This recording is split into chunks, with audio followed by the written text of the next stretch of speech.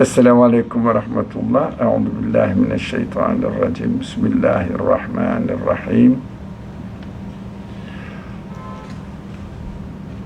Rabbena atina min ledunke rahmeten ve heyyi lena min emrina raşeda. Rabbena gfir lena verhamna ve ente hayrul rahimin. Rabbi şrah li sadri ve yessir li emri ve hlul ukdeten min lisani yefkahu kavli ve cealli veziran min ehli Haruna ahi üştüd bihi ezri ve eşrikü fi emri key nusebbihake kethira ve nezkurake kethira inneke kunte bina basira ve sallillahumma ala Muhammedin ve ala alihi ve ashabihi ve etba'ihi ve sellim.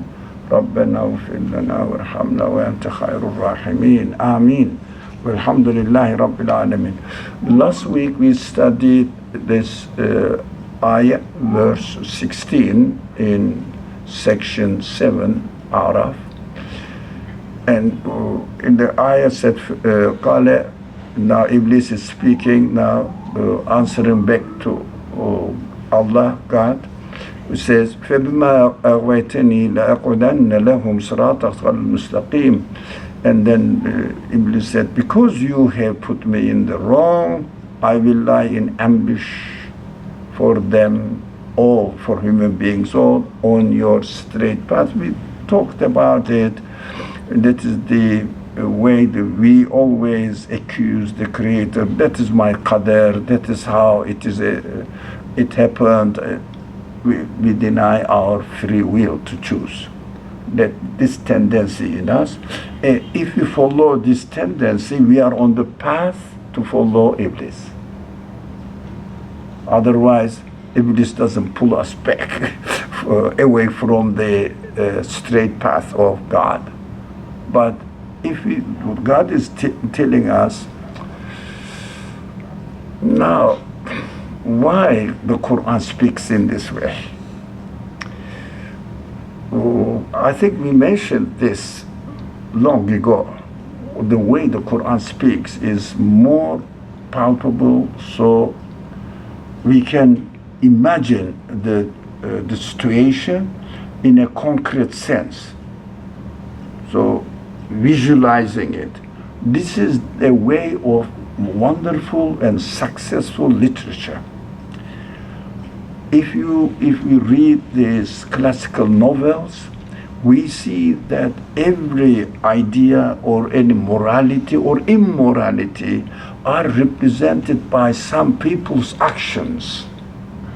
But in fact, the people and their actions are just excuses to let the reader to imagine how, if I follow morality or immorality, it will be in real life, in my living experiences, real life.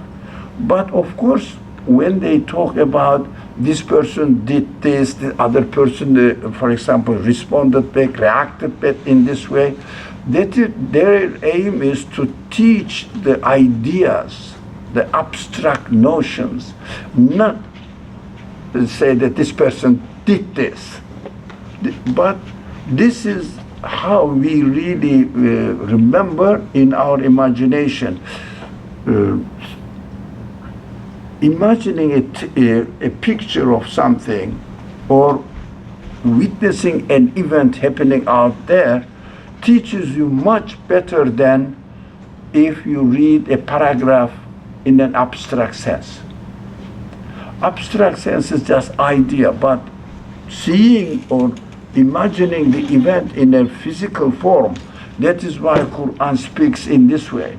So Qur'an says, Iblis will lie in ambush. It means really wait for us. Whenever we are weak, attack us.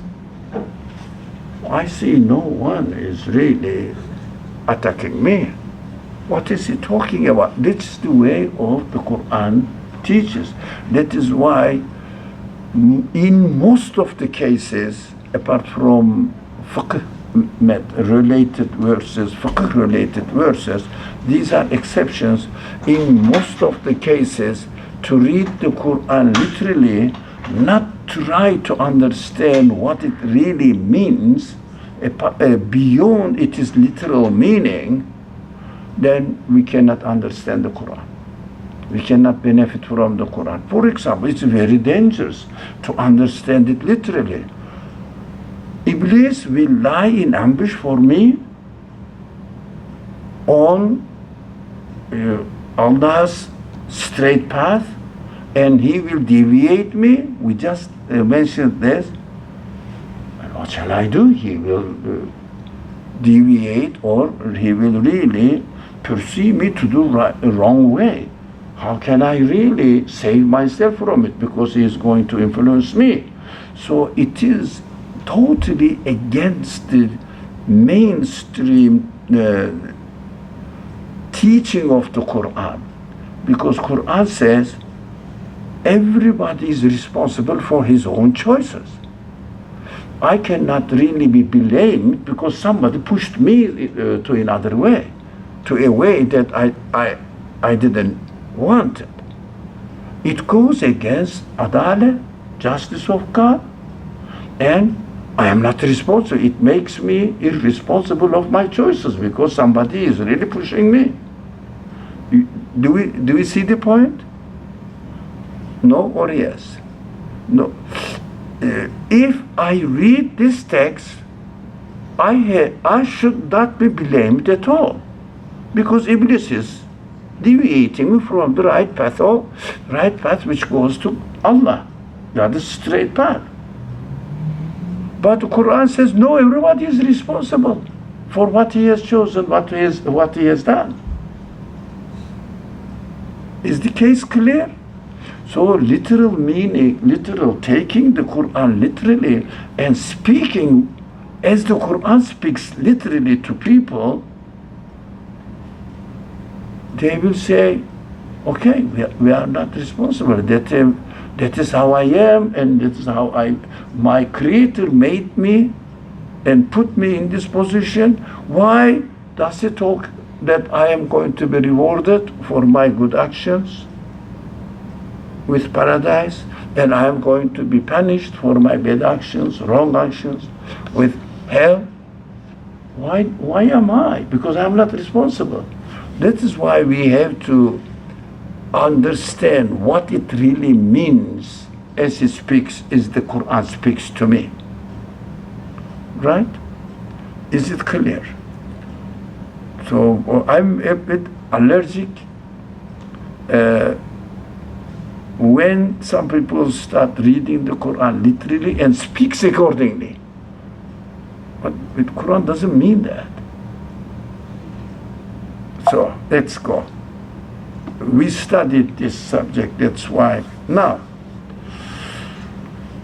بسم الله الرحمن الرحيم ثم لآتينهم من بين أيديهم ومن خلفهم وعن أيمانهم وعن شمائلهم ولا تجد أكثرهم شاكرين. So Iblis continues to speak now.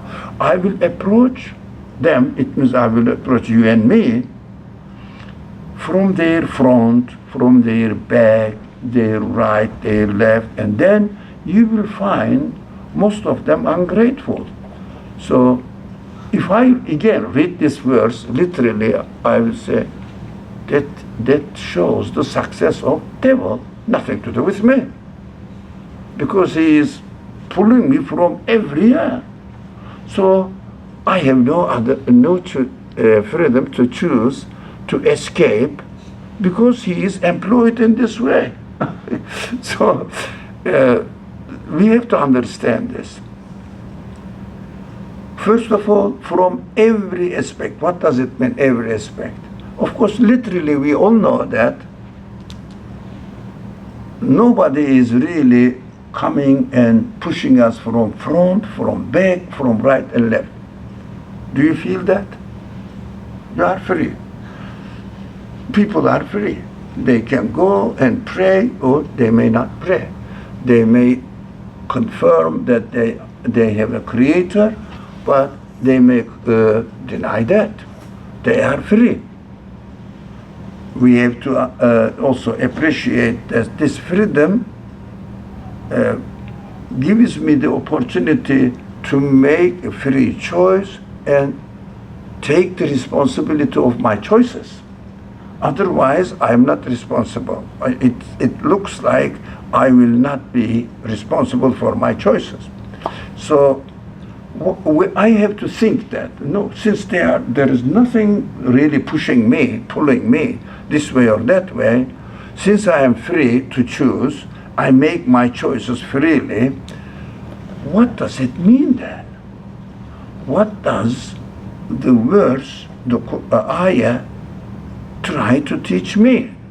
So every possibility, every way that I have my choices, I have to remember my right side. For example, let me say this. My aim, front. Let's start from front. Min bayne eydihim. What am I aiming at? I have two options. To be a successful worshipper of God, or to be successful in my worldly life, only not really taking into consideration the end of my life. I will have the best possible job.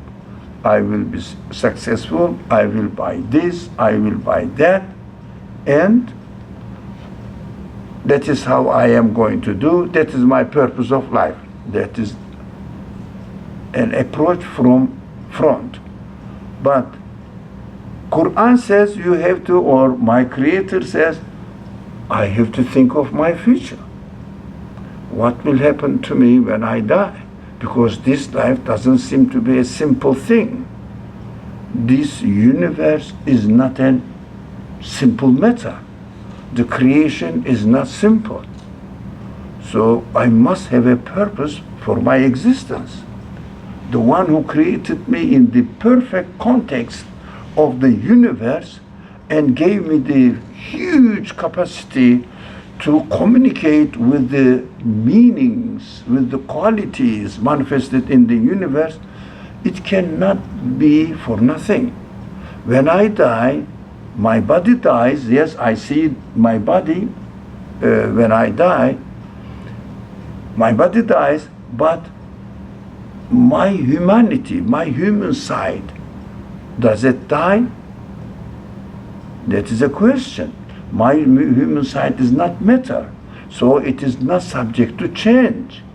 So my feelings, for example, I am getting old, but my feelings never get old.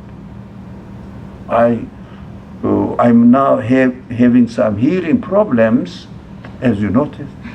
Yeah, hearing problems, but I want to go back to my youth, and I wish, still I wish, I want to hear as I was hearing when I was 20, 30 years old. My feeling never gets old. They never get aged. What does it mean? My body is deteriorating, I understand, but my feelings never. They are alive as ever they have been.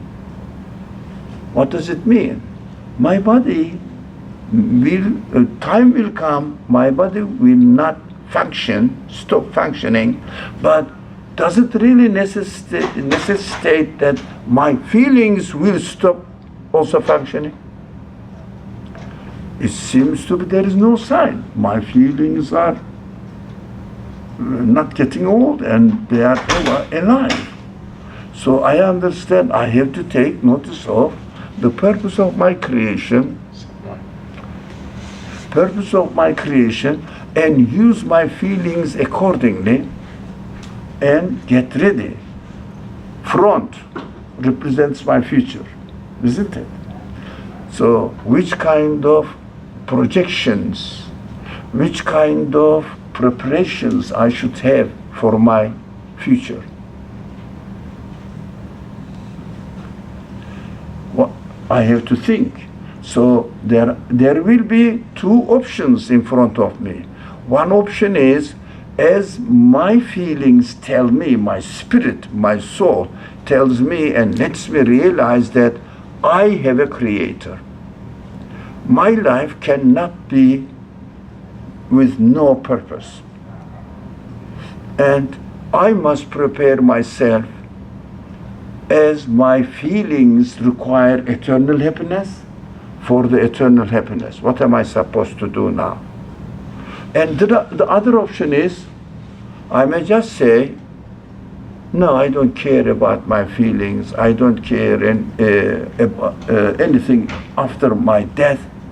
I can only guarantee my life until I die and have a project for the future, for my life limited to the life of my body.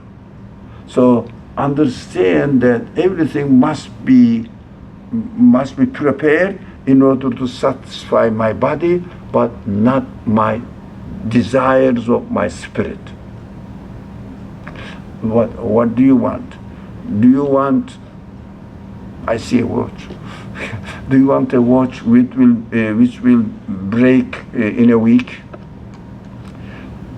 How perfect your watch must work according to your desires. 1 week, 1 month, 1 year, enough? If possible, 10 years? If possible, forever. We want our wishes, our wills, our desires. We are created for satisfaction forever. Everything. Do you want a friend that will be loyal to you for a year and then betray you? Do you? Never, I don't. For 10 years and then betray you? Somebody is accompanying you and at the end will kill you. Do you want this person to be with you? What our feelings are telling us. We are created for eternal satisfaction. So we have to make the project according to the desires, according to the capacity of our feelings, not according to the capacity of our body. Our body changes, our body ages, but my feelings never age. So that is the option in front of us. Either we will aim to satisfy our body or to satisfy our feelings, our spirit. Is it clear? So this understanding must be drawn from this verse. There may be another way of understanding it, but we have to interpret it in any case. Otherwise, reading literally does not help. So from there back, also what we have left behind, for example, okay, I am going away, I am going to die, but I am proud of my children, my work, my property. Do they help you after you die? No. But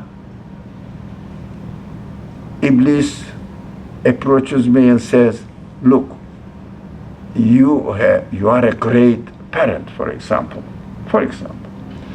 You were very successful in making money and looking after your family, your children. Yeah, you are a perfect man. Don't worry about it. You can be proud of your work. You understand the trick? You can be proud of your work. It doesn't mean that you shouldn't do. But rather than being proud of your work, what are we supposed to do? Be thankful that Allah gave me the opportunity to do this. Then again, we have two options in front of us as far as what we have left behind. From right, we may say, okay, I have done something right, good actions. I am proud. I never miss my prayer. Yeah.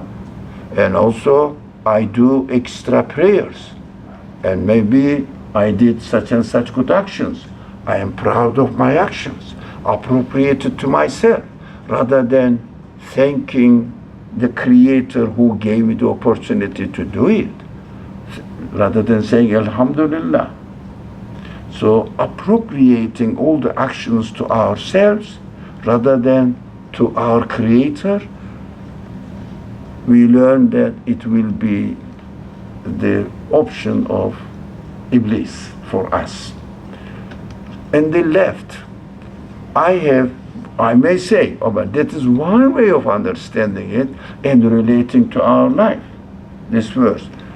When Iblis approaches us from left, I haven't prayed for many years. But Iblis says, yes, you didn't, but you know you have excuses. You have reason. Because you were busy to look after your family. You didn't have time. You were busy to take care of the needs of your body. You didn't have time.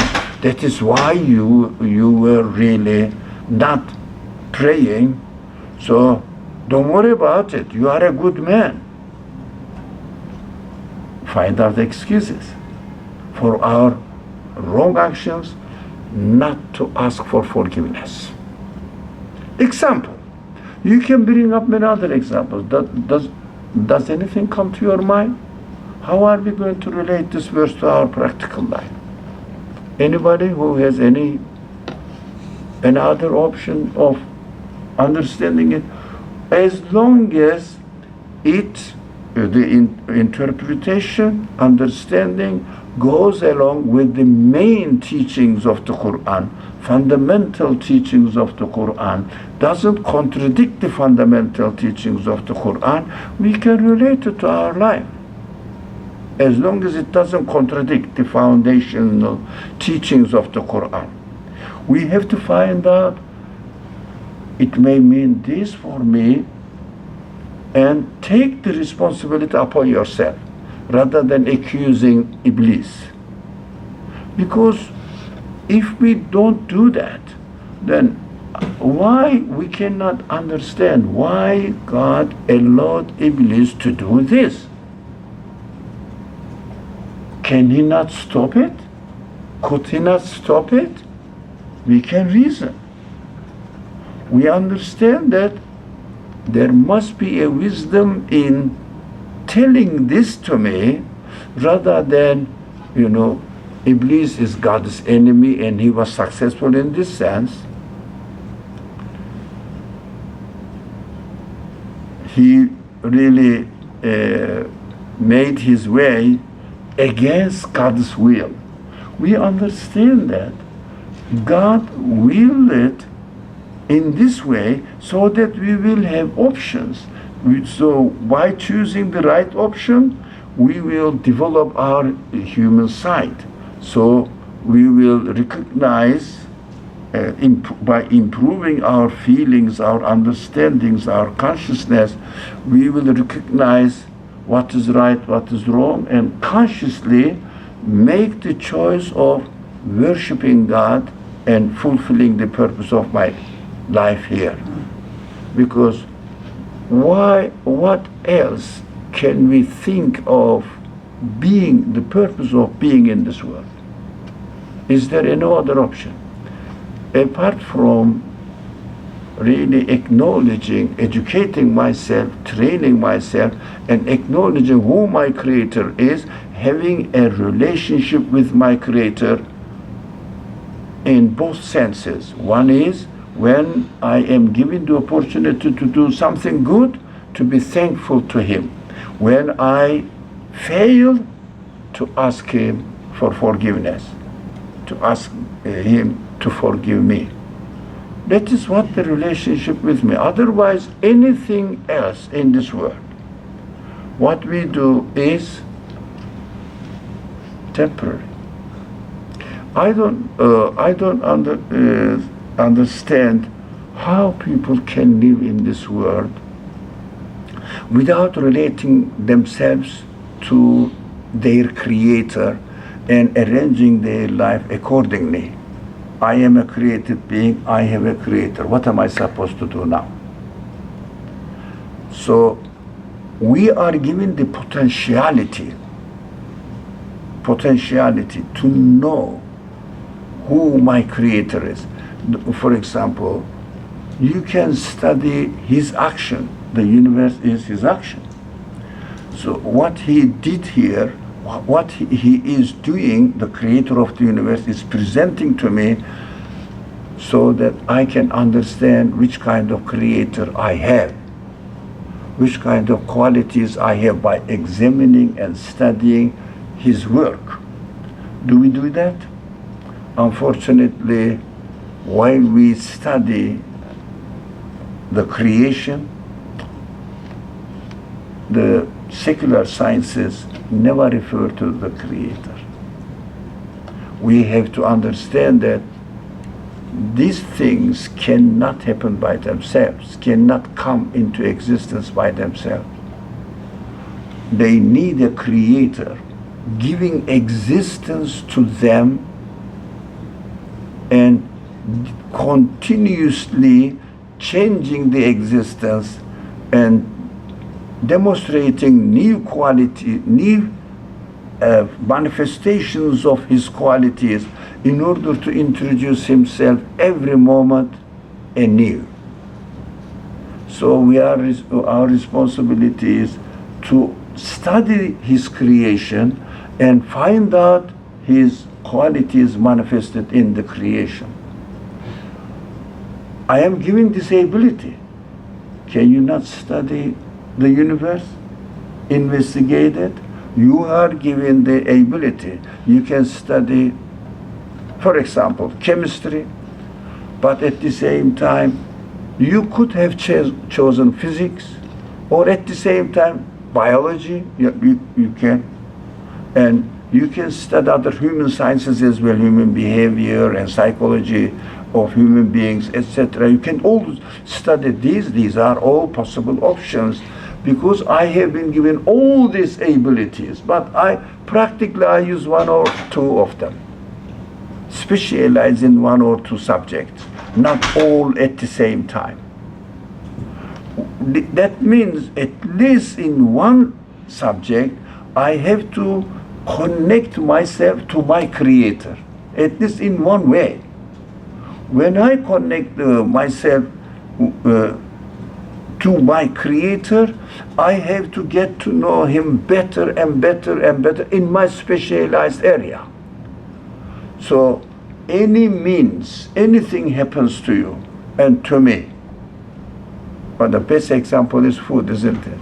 So when we eat something, we have to think, who created it? Yes, I bought it. Yes, I paid for it. But who created it? Why do you think he has created it? We have to ask these questions. Why do you think he has created it? Is there any purpose that he is going to make money or ask for a tax on it? Or he's creating it freely. It is created freely. Why do you think? Why do you think? We have to understand that he is just introducing himself to me. His aim is just to make me feel secure that I have a creator. I am being taken care of. I am given existence by this one who feeds me. He takes care of my needs. I have my Rabb, my Lord, who's taking care of me, so that I will have a relationship with him. So just saying that, okay, food is nice, I enjoyed it, thank you, the one who created it, and not continue. No, it is just an invitation to communicate, to interact with him, so that, yeah, somebody is taking care of me.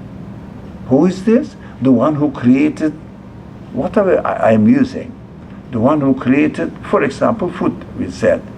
The food that I'm eating and enjoying it and really loving it, why does he do that?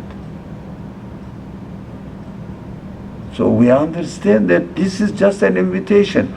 He invited invited me to get to know him, so I got to know him that yes, I have a creator. So what? I have to continue. Since I have a creator, what am I supposed to do then? Acknowledge that my creator is the one who gave me my feelings, my capacity to understand, my capacity to appreciate the beauty and perfection and taste of the food, for example, and my need and satisfaction of the need, this relationship. I have to make sense of it and continue from there. Don't stop there. Say Alhamdulillah, the Muslims say, that's good. We have to say Alhamdulillah, but so afterwards, what? Yeah, we have to continue in our connection with Him. That is what we need to do in this world. Always develop our feelings, improve our feelings in order to get to know Him better in many ways that God has already provided for us. Not only we are given food, we are given all sorts of needs. Breathing is there, all the things. For example, if anything goes wrong with your clothes, what do? You want it to be perfect. That is what we are always after perfection. How about my relationship with my Creator? Am I trying to make my relationship with my Creator in a perfect way so that I will fully employ my feelings in order to get to know Him? Fully employ as much as possible. It must be my aim. Otherwise, just a temporary relationship saying that, okay, there is a school here. I am enrolled with the school. I am in the roster. Okay, that is the beginning. You are told that this is the school. You are a student here. I acknowledge that, yes, but afterwards, if I don't go and attend the classes, what does it mean? If I don't learn, what does it mean? Yes, I accepted that I am a student, and I believe in God, yeah, but did you attend the class? Class what? His classroom, the universe, where He is teaching Himself. So anytime we are encountering with anything, I have to try to connect this event to Him in order to get Him in order to know Him better, so that I will really identify my existence, my feelings, all my feelings as His blessings to me. Inshallah, we should. That was why this speech was why we cannot read this kind of verses in the Qur'an literally. Otherwise, we will contradict the purpose of the Qur'an Himself. We have to interpret it as much as possible. Any comment, any question? I was thinking of... There was a comment on Instagram. It says similarly in the Jesus' teachings So also. comment on? Instagram. Yes? Similarly in Jesus' teaching, they read it literally as well. So the person meant, excuse me, did the person mean, no, okay, you are reading, let me wait. Yeah, he said the same with the teachings of Jesus in the New Testament. Exactly. And not only New Testament, Old Testament too. But they may not really interpret, but although I know they interpreted, but still we have to interpret. Because if the original of the language is preserved and we have the original language of the Qur'an. So what we have to do, we have to try to understand and interpret it according to the main teachings of the text. It means the Qur'an in this case, not to contradict it. For example, God says, I created everything for a purpose, not as a toy. Okay? I cannot really interpret the Quran when it mentions about something, let's say about mentioning about what the very famous thing, camel. Okay, the Quran mentions about camel. Camel is a sacred animal because it is mentioned in the Quran. Did I fulfill the mission of the Quran, Khalid? I'd say no. No, there is another Khalid. There is another Khalid. So, what? The camel is sacred. Do you think horses are not sacred? Although they are mentioned in the Quran as well. How about sheep?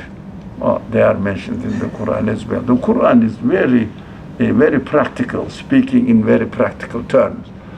Let's say cats. Okay.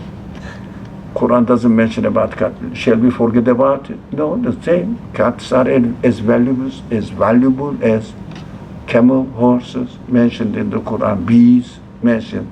Ants. They are all as valuable. These are just samples of what God has already created. So we have to really take notice of the general teachings of the Quran, general purpose of the Quran, and try to understand the verses accordingly. Not only the Quran, the other texts, but the only matter is original text is available or not. So I can see the wisdom in the original text within the context of the capacity of the speaker. That is an important point. Now, if I say a word, you can interpret it according to my capacity. Do you understand? No. Some faces are not, no. If I speak in a way that giving a news in not 2023 but 2050.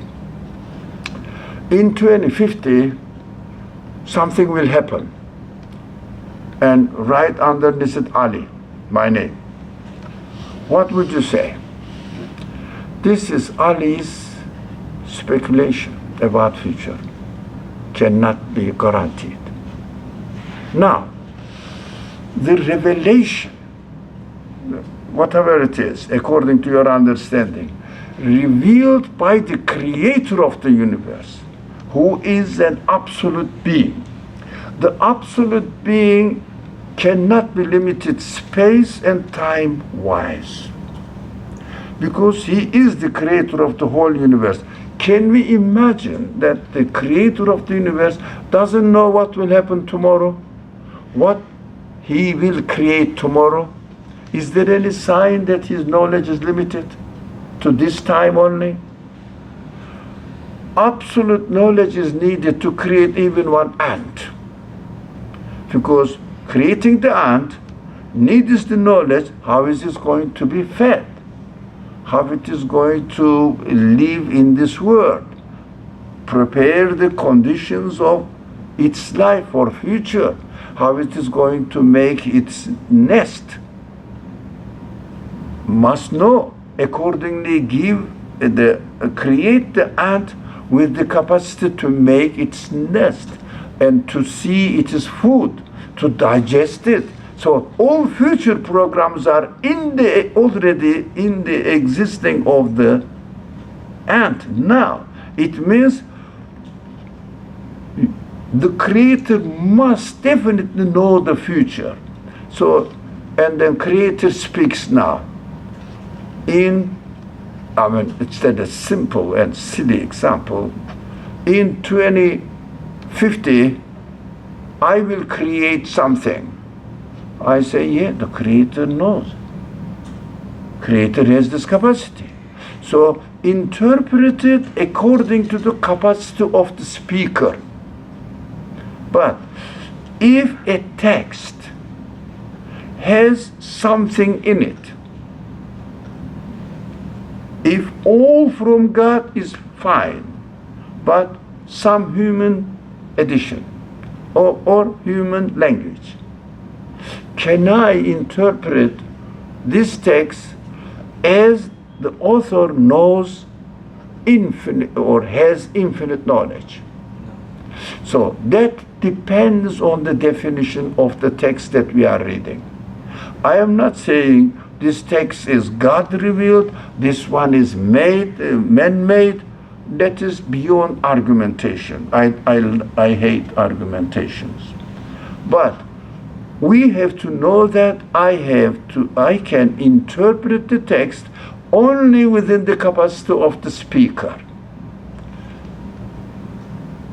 For example, the President of the United States says one sentence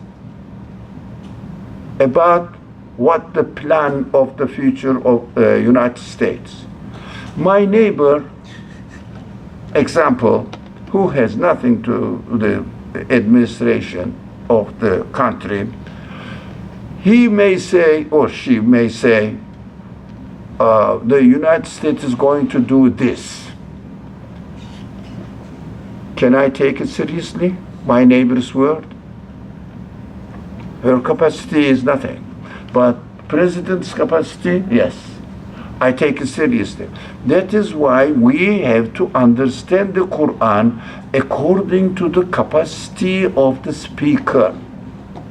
If I am convinced that the Qur'an can only be the speech of the one who created the universe, then I will understand I have to read the Qur'an within the capacity of its creator. If somebody is convinced about the capacity of the text, which necessitates that it must be said by the creator of the universe, absolute knowledge is there, interpret it accordingly. That is optional, of course. Whoever takes his way. Okay, God said, I'm passing by. Do you have any comment? Okay, God said, قال اخرج منها مذءوما مدحورا لمن تبعك منهم لأملأن جهنم منكم أجمعين. So very strong language. Come on, this. لمن تبعك منهم لأملأن.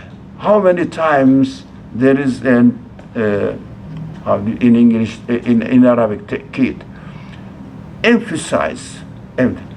Lemon is emphasize. La emla'anna, la another emphasize. Emla'anna, double nun, is another emphasize. 3 times God is emphasizing the importance of this matter. Let's read this translation. God said, get out. Now Iblis is drawn away from God's presence. What does it mean?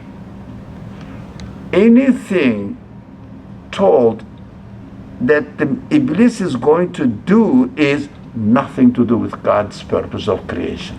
So God is teaching me now, be careful. If I say Iblis will do this, it means it is against the will of my creation, against the will that I created for what purpose. It is against. So get out. It means if I follow what Iblis represents for me, I will be away from God's presence. It means disconnected with my God. Do you understand? This is too difficult, too complicated. If I follow what Iblis represents in the Quran, I will be the subject of this language. Get out. of my place. It means you are not acting according to my purpose of creation. You are disgraced and rejected. When we are not connected to God, when we are disconnected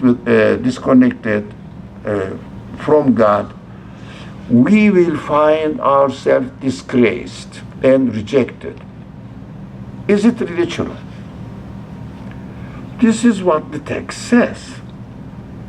Is it really true?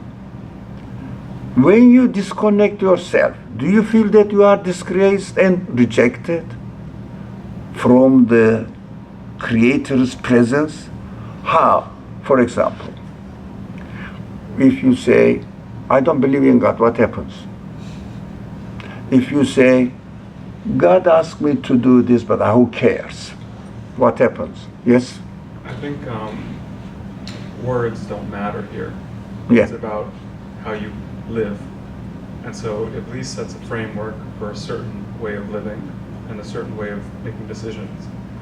And if you follow that framework, you can even say you believe in God. Yeah, I but understand. you can still be following the example of Iblis. And you could say that you don't believe in God. And you might not feel it right away, but over the course of your lifetime, you'll make decisions with that mentality in mind, and that will cause you to live far away from God. Exactly. The word is the figure of speech. So it is not the language. For example, if you feel that you are not created by an absolute being, you are not created by the creator of the universe, the whole universe is a gift from a creator. If you don't think of it and live in this world as if here I am, accidentally happened to be here, and I am just eating, making my life, trying to enjoy myself, well, how do you feel? Do you feel secure in your existence? Then, luckily I exist. Do you feel secure in your future?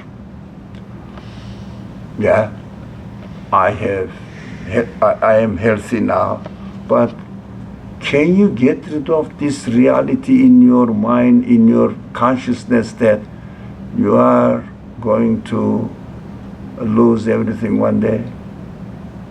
Can you get out of it?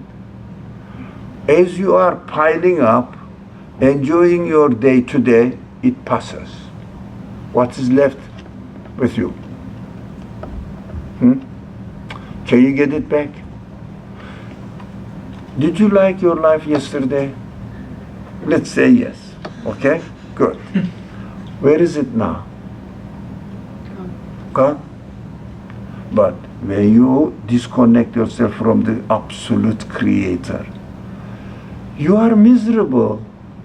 You had a wonderful life yesterday. It is gone. You lost. Today, why are you trying to have a wonderful life? It will go again. The life becomes meaningless. Don't you feel miserable? That's our reality. But we turn blind to it. We don't want to remember it. So I am enjoying myself. Yesterday I enjoyed myself. It was wonderful. And I will enjoy myself today. But my consciousness continuously reminds me, yes, you enjoyed yesterday. It is gone. You are trying to enjoy today. It will come again. It will have no meaning, and you will be left with nothing. If disgraced and rejected is not this, what is worse? Your whole life become meaningless. Something like, I like this example, and on several occasions I repeated this, something like eating honey with poison. Poisonous honey. Honey is sweet, but in it there is poison. What is that? I am going to enjoy my life today. Sweet, but poison is in it. It will go and you won't get it back. it 100% contradicts the human expectations of satisfaction.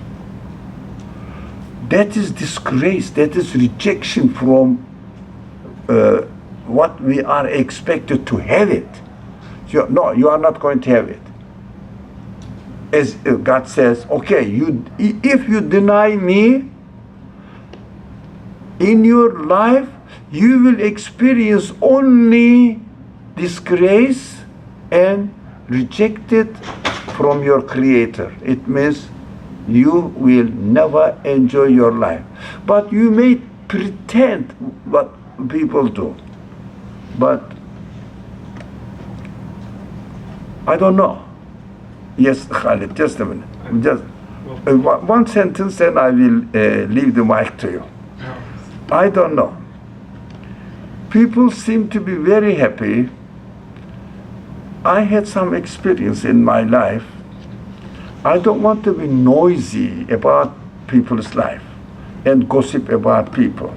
But at the same time, I lived with them.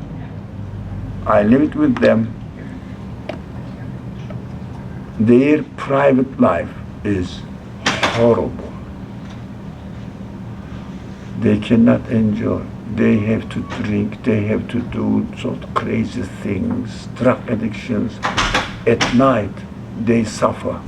In the morning, take a shower, put nice dress and a nice tie, very matching clothes, and come say, good morning, good morning. At night, he was really suffering. Why? At night, it is time to think what I have done, what I have gained, and what is left with me. Yes, I have money. And consciousness says, shh, everything you will have will be lost. You will lose when you are gone. Which kind of pleasure you can take from it? Yes, Khalid. It is obvious, isn't it? So this verse is saying, Iblis get out. It means when we follow the way represented by Iblis, we will be out from enjoying God's presence in our life. Yes, Khalid. I was going to say, I didn't start practicing until I was 26. And so before that, I know the experience of the distance. And you wake up at like 2 o'clock in the morning or 3 o'clock in the morning, and you ask yourself, what was the point? And I find when I speak to a lot of atheists and people who are agnostic and people who don't have any close relationship with God, even if they claim to be religious, they all ask that question at 2 in the morning, right? What was the point? And it's not just what was the point of the good things, it's also what was the point of the painful things. Like, why did I have to go through that? I don't know. It's a miserable way to live. So in your life, did you really experience that, oh, this verse is not exaggerating? No, it's kind of like a hell on earth before you taste the real one. That's human reality, isn't it? Yeah, it is. So we understand that our Creator is speaking to us. He knows me. Yes? So you might be conscious of the reality that this is horrible at the end of the night. If you are following the true path, basically, like you know God and you know yourself doing either good or bad things, but you might not follow God and might not do the right things.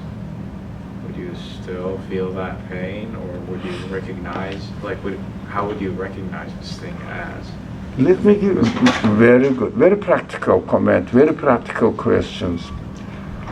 Let's take a simple example, very simple example. You are a student in a school, and you know that you have to attend the class. You have to do your assignments. You are aware, and you are perfectly aware that you are a student, you have a responsibility, but you are not doing it. How do you feel? Good. Miserable, isn't it? Contradiction within yourself. I should have, I shouldn't have. Lots of shouldn't thoughts. It goes against human nature.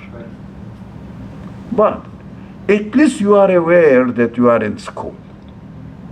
So this disturbs you. This is a blessing. This feeling is a blessing if you accept that you are a student in the school of the universe, and the owner of the universe is providing you free classes.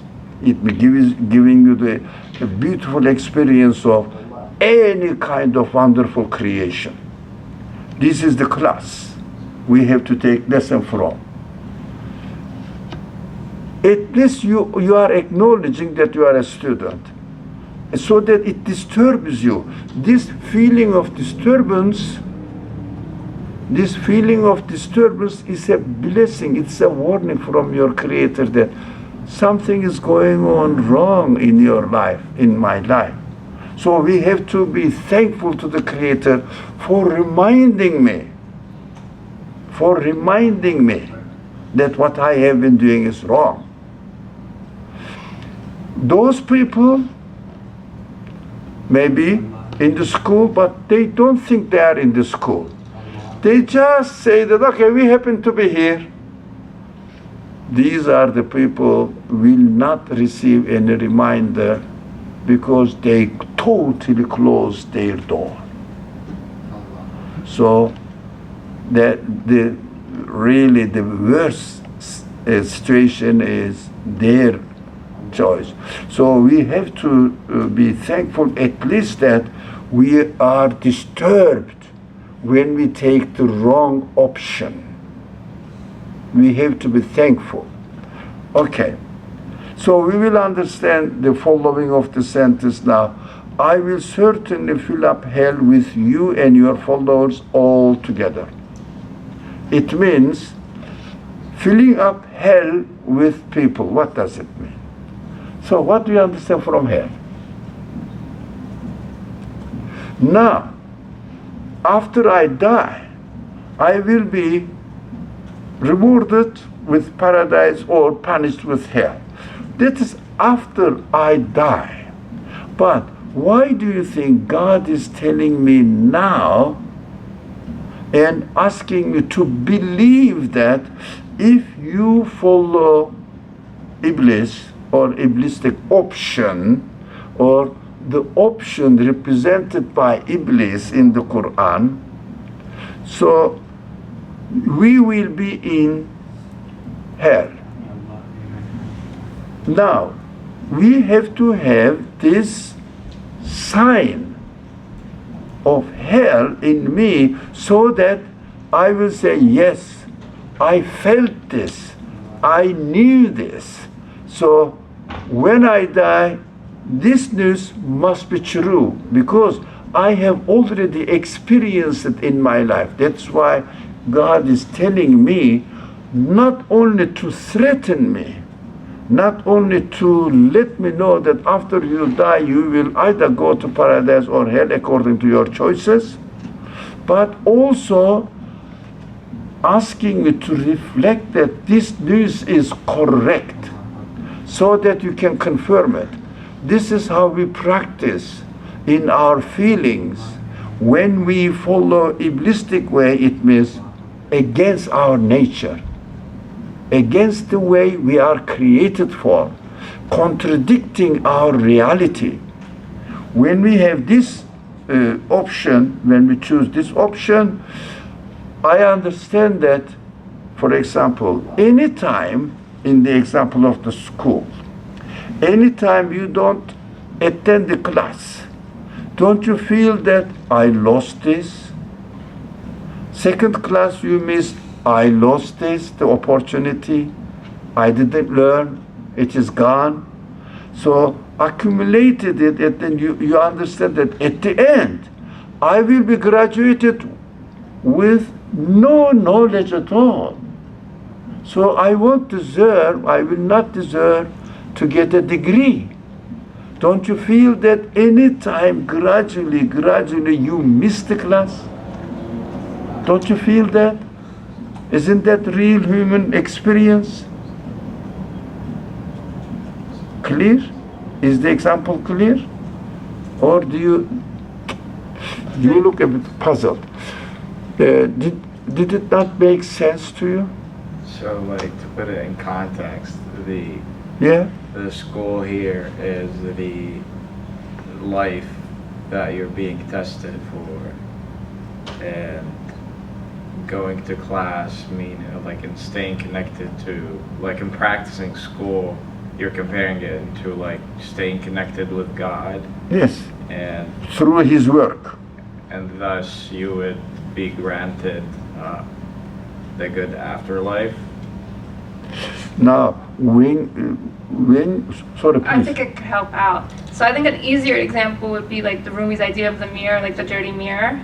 So like our point in life is to recognize that God's qualities all around us, right? Like Shahada, Yeah. like we're supposed to witness the things around us, and when we don't have the connection, our mirror is dirty, and we're supposed to be like purifying ourselves. And if the mirror's a little dirty, we'll get some things.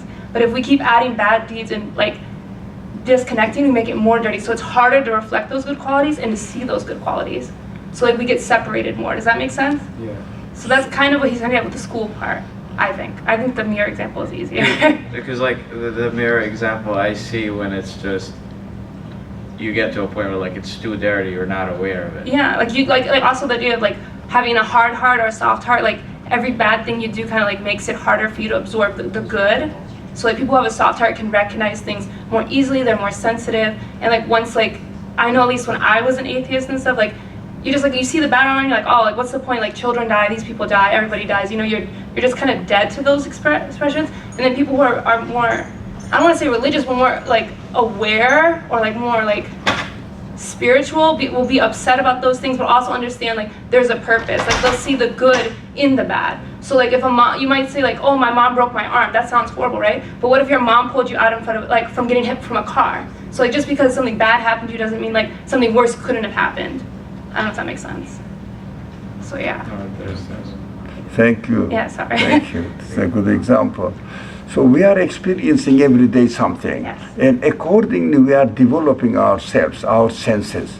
Accordingly we develop our senses. We improve ourselves. Do you see that? Or isn't that easy to see that? The continuation of the creation, continuation of our life is the opportunity to get to know our Creator better. So because it is not, the belief is not a static matter. I believe in God, okay. Finish. But the creation continues. Your life experiences are continuing. Why do you think? Because realization of the pleasure of having God in your life, this consciousness needs to be improved, developed. So not only saying, yes, I am created and I have a creator, finished.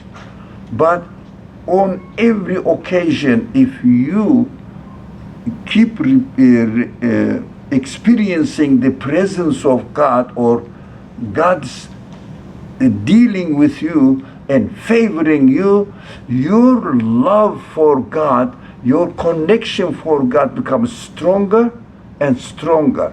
So your feelings are educated in this way. Otherwise, our human feelings are not static. For example, when we study and learn something at a level, we don't know what we are missing.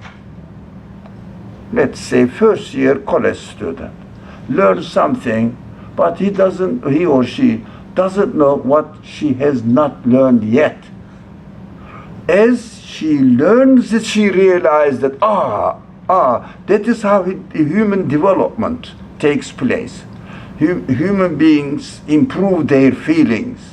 Exactly in the same way, when we say, I believe in God, that's just a starting point.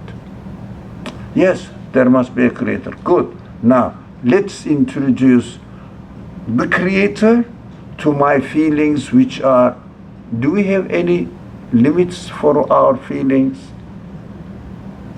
No. Endless capacity. So according to the endless capacity of the feelings, we are given the opportunity to develop our consciousness of God endlessly. That is why we have to continuously be in contact with the Creator by choosing, in your example, good actions. I would say good connection with God. So experiencing it, for example, when you see a person at once, you know him. Danish, your name? Yes, do I remember? No. Danish. Okay. I know Danish, but can you imagine I have been in contact with Danish every day. I know him better and better and better, and also at the end we become very close friends. But first time, hi Danish, my name is Danish, oh, happy to see you, my name is Ali, finish. Do I really love being with Danish at this stage? I acknowledged you. You are a nice person as I saw you first time. But through the experience of life, my connection with Danish becomes so stronger. So I understand everything about Danish, and my connection with Danish and enjoyment being together with Danish becomes stronger. That is why belief needs to be improved by our consciousness, by our realization. Before, together with this comment, sister's comment. Some comments on Zoom as well. On Zoom. Where is it? You have to. I have to get out here. Okay, this one. Yeah. Zoom. No. Okay. Yeah, that one is. Let's see. Oh, there are some comments. All right. Thank you. Let's see. I cannot see what we are reading from. It was from the beginning or what? Yeah, that was in the beginning. Yeah, That was 610. Yeah, that was. Okay. So do I need to be seeing it? Okay. Feriha says, how do we satisfy the spirit here? That was also a long time. Sorry? That was also 620. Okay, this is a good question. How do we satisfy our feelings? We cannot fully satisfy our feelings, but only by knowing that our feelings are created by the one who created me, and realizing that these feelings have no end to be satisfied, but only the Creator can satisfy me. By knowing this reality, just keep in contact with Creator. Clean your mirror. So let your mirror always manifest God's presence in it, so that you will understand that this God can satisfy my need. That is why the Qur'an keeps saying that I will reward the believers and those people who do good choices, good actions, with infinite pleasure, paradise. And this will be my favor. This will be my favor. That is why we have to keep in contact with the Creator and keep our hope that this Creator, and also hope is not wishful thinking, not really realize that this Creator can satisfy me. Inshallah. Okay, let me go this one back and this one here and come back here and okay. Are we done? Yes? Maybe you'd want to share a screen so that, like, the other people can see what's. Basically, you're not sharing your screen. That's why. Because we I were am not- explaining Yeah, on each Zoom. slide. I see Zoom. They're not seeing it. Yeah, I forgot to share. It's too late. So I started the live streaming, but not It's okay. sharing Get it. So I am sorry for those who are attending in Zoom. Okay, I'm sorry for it. I just realized that I'm not sharing it. So we understand hell is disconnecting with the Creator. Can you imagine? Whatever you want, can you create it? Can you create anything? Can you create one tomatoes? No, okay. So hell is the one where God is not satisfy your need because you didn't acknowledge Him. You when you don't acknowledge and say that I don't care, God says, okay, if you don't acknowledge me, I will not acknowledge you in your next creation. And in this world also, if we don't connect ourselves with God, who can replace it? Ourselves. I will satisfy myself, although it is impossible. You can buy the food, but you satisfy yourself again with what God created for you. In this world, everything is really under the control of God. But in hell, God will say, okay, I'm not going to satisfy you. Find out a way to satisfy yourself. Okay, what you want? Air, create it. What you want? Light, create it. What you want? I don't know, water, create it. What can we do? That is hell. That is why if we disconnect ourselves with the Creator, we will end up with no Creator guarantee and security, and also after death, we will not have the favor of grace of God. Here, everybody is treated equally. The class is there, the professor is teaching, but students are not forced to go to the class. They have options. Going to the class, learning or not. But class is going on. The universe is continuously teaching who my Creator is, how gracious and merciful He is, teaching me. And from time to time, He is just reminding me that if you do something wrong, you will understand that you cannot sustain your life. So, hurricane happens. Oh, everybody is trembling. I cannot guarantee my life, eh? That is, I understood. That is another way of teaching again. Not necessarily punishing, teaching. To make myself that I cannot realize that I cannot guarantee my life. So I need experience. I need to experience this. That is sometimes, very rarely though, sometimes happens one in a 5-10 years period. Just one reminder. All the time, everywhere in the earth is comfortable, is it? Earth is not disturbing us. We don't realize that earth is really revolving very fast in many ways around itself, around the sun. We feel no discomfort at all, secure. But once in 20 years, a part of the earth shakes a little bit, arranged in this way. Yeah, the order of the universe arranged in this way, just shakes a little bit. And some people are disturbed there. Everybody says, oh, earth doesn't have to be as peaceful as we have been experiencing for 20 years. Can we stop it? No.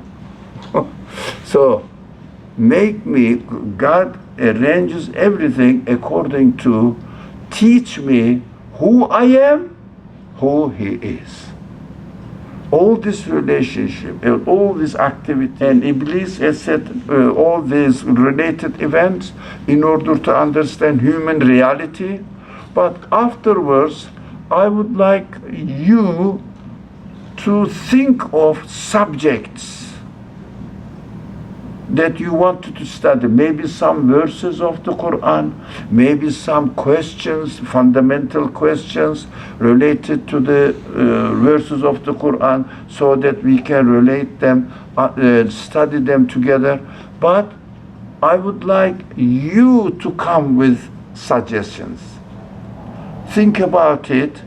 We have some weeks to go, inshallah, but think about it, prepare yourself. When we finish this subject, we can continue, but what to do?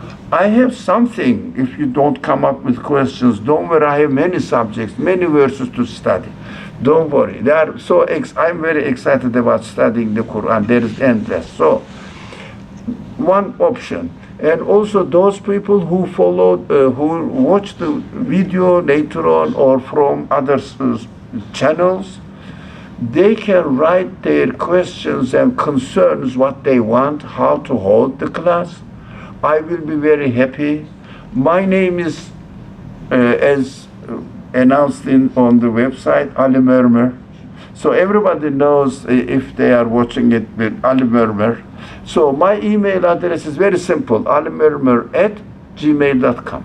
My name, Gmail. That's it. So please send it to me, and I will collect them and make all together. We will decide which way we will follow. All right? Inshallah, I will work. I prefer to work with you. Not only what I have in my mind, but you may have other options to offer. I am open to this. Bismillahirrahmanirrahim. Subhanaka la ilma lana illa ma 'allamtana innaka antal alimul hakim. Wa akhiru da'wahum alhamdulillahi rabbil alamin. Thank you for joining. I'm very happy to see you here. Inshallah, next time again, next week again, at 6 o'clock, we would like to meet again and continue studying these very human problems. Very human problems.